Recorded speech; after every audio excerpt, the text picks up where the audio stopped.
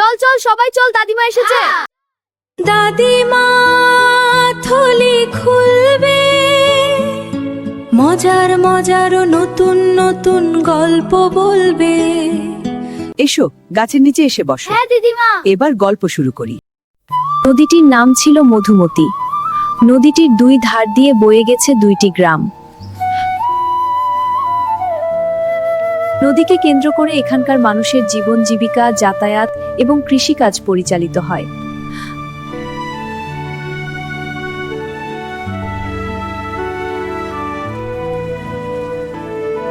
নদীর দুই পাশে দুইটি গ্রাম, পশ্চিমে যাদবপুর, পূর্বে গদাইপুর।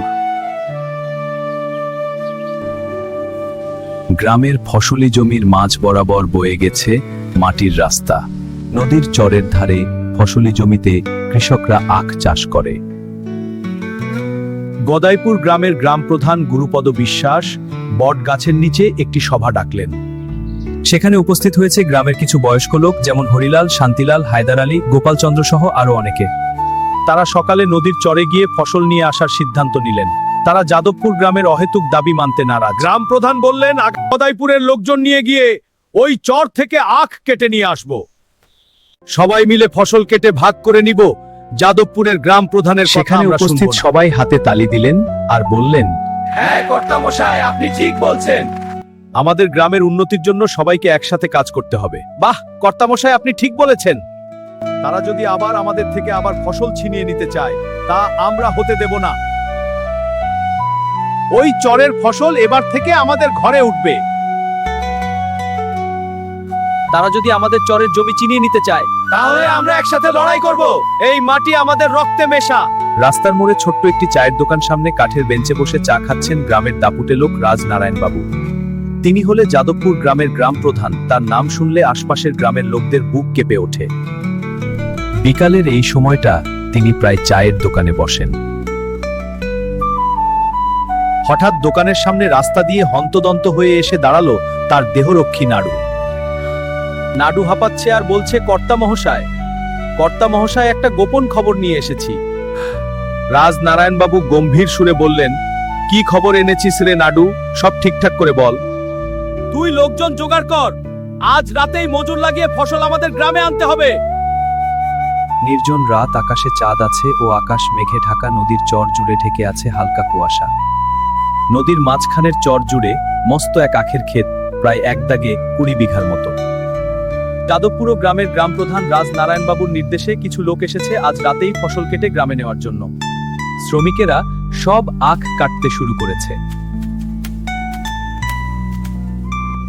কিন্তু দুইজন শ্রমিক দাঁড়িয়ে আছে ভূতের ভয়ে। চারিদিকে শান্ত পরিবেশ, শুধু বাতাসে আখ গাছগুলো দুলেছে, আর জঙ্গলের ভিতর থেকে ভেসে আসছে পেঁচার ডাক ও শিয়ালের ডাক। কালো অদৃশ্য কিছু মানুষের মতো দেখতে, আস্তে আস্তে দৃশ্যমান হচ্ছে। এতে তারা ভয়ে ভীত হলো। তারা বাবারে মারে বলে ডাকতে ডাকতে সেখান থেকে পালানো শুরু করলো। তোরা এত রাতে এখানে কি করছিস? কালো ভূতগুলো নাচছে আর গম্ভীর কণ্ঠে বলছে, তোদের সাহস হয় কি করে এ চরে পা রাখার? আমরা এখনই তোদের রক্ত খাবো, সব কয়টাকে এখনই খেয়ে ফেলবো। তারপর তারা ভূতের ভয়ে আখ খেতে ছেড়ে পালালো। ভোর হতে না হতেই গদাইপুর গ্রামের গ্রামবাসীরা চলে আসলো আখ কেটে নিয়ে যেতে। এখানে আখ গাছগুলো এভাবে ভেঙে পড়ে আছে কেন? নিশ্চয় এখানে কেউ বা কারা আখ কেটে নিয়ে যেতে এসেছিল। তারপর তারা কিছু না ভেবে কাস্তে দিয়ে আখ খেতে আখ কাটতে শুরু করলো। তারা আখ কাটতে কাটতে সকাল গড়িয়ে সন্ধ্যা নেমে এলো। তারা আখ ক্ষেতের আখগুলো অনেকটাই কেটে ফেলেছে। বিকাল গড়িয়ে সন্ধ্যা হলো। সূর্য অস্ত গেল পশ্চিম আকাশে, অন্ধকার নেমে আসলো চারিদিকে। শুরু হলো সেই ভূতের তাণ্ডব। আস্তে আস্তে শব্দ করতে লাগলো এবং বাতাসে দুলতে থাকলো গাছপালা। ভূত কিন্তু গর্জন করতে লাগলো আর নাচতে লাগলো। ভয়ে কৃষকদের হাত থেকে কাস্তে পড়ে গেল এবং তারা খুব ভীত হলো। পাহারাদার ভয়ে দৌড় দিয়ে গেল গ্রাম প্রধানের বাড়িতে এবং গ্রাম প্রধানকে ডাকলো। তারপর গ্রাম প্রধানকে সব ঘটনা খুলে বলল এবং তাকে ডেকে নিয়ে গেল নদীর চরে। নাড়ু যাদবপুর গ্রামের গ্রাম প্রধানকে ডেকে নিয়ে গেল নদীর চরের ওই জমিতে। তারপর দুই গ্রামের গ্রাম প্রধান তৈত্বিক ঘটনাটি দেখে অবাক হয়ে গেলেন। হ্যাঁ, এটা খুবই গুরুতর ব্যাপার। আমরা তো আমাদের ন্যায্য অধিকার নিতে এসেছি, তাহলে তোমরা কেন ওদের ভয় দেখিয়ে ঘিরে রেখেছ? এখানে তো আমাদের অনেক অসুবিধা, এই জমিকে কেন্দ্র করে আমাদের জীবনটা হারিয়ে গেছে। তোমাদের দুই প্রধানের জন্যই আজ আমাদের এই পরিণতি। আমাদের রক্তে রঙিন হয়ে গেছিল এই চরের মাটি, কিন্তু আজও সেই জমি নিয়ে গোদাইপুর ও যাদবপুর গ্রামের মধ্যে দ্বন্দ্ব। কিন্তু আমরা আর এই দ্বন্দ্ব চাই না। যদি দুই গ্রামের লোক মিলে যায় তাহলে আমরা এই নদীর চর ছেড়ে চলে যাব। তারপর দুই গ্রামের গ্রাম প্রধান সবকিছু শুনে চরের জমিটি ভাগ করে নিল দুই গ্রামের মধ্যে। আর এভাবে শেষ হলো দুই গ্রামের মধ্যে লেগে থাকা দ্বন্দ্ব, এবং তারা আবার মিলেমিশে চলতে লাগলো।